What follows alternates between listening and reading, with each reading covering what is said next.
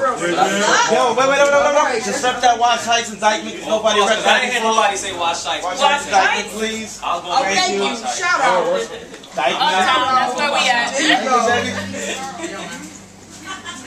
Now this would have been my testimony.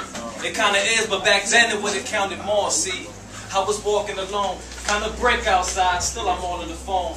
Hands freezing, coat zipped up halfway. Hung the phone up, I grabbed the iPod and pressed play.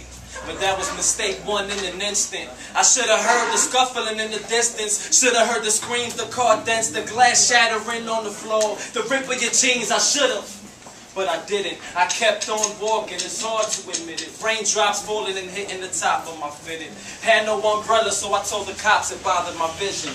But bullshit, and that's what I was doing. What if I was stuck in a similar situation that you in? Big ass dude with the bulkiest arms, with his hands on my 12-year-old neck, my charm bracelet fell.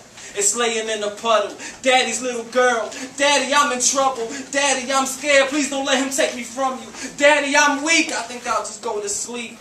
He told her he'd protect her forever. He read it in the courtroom. He wrote it in a letter. Sitting, shaking uncontrollably. The mic on his side. Tears in his face and the anger in his eyes. The look of complete emptiness absorbed him. He sprung from his seat. Leaped from the podium. Ran to the defendant. The bailiff controlled him. The judge slammed the gavel. The courtroom exploded. And me in the back looking hopeless. I know this was wrong. But I wasn't that strong. As I walked past the incident, he looked back. I got scared, she was trembling. Reached the corner, went upstairs. I couldn't sleep in the morning. Heard the screech from the coroner. The cops called the parents down to the scene. My heart drained completely when I heard the father scream. The mother flushed pale, speechless. Passed out on the floor, lay flat, probably from weakness. Detectives started knocking on the door. I walked down slow, trembling some more. I told him I didn't see or hear anything. He was about to leave, then he noticed trembling. Man, I broke down and started talking. Said because of the rain, I couldn't see clear when I was walking. Nodded his head, asked if I heard the glass crashing. I said, nah, man, I had the iPod blasting. He said, damn, you were my only lead.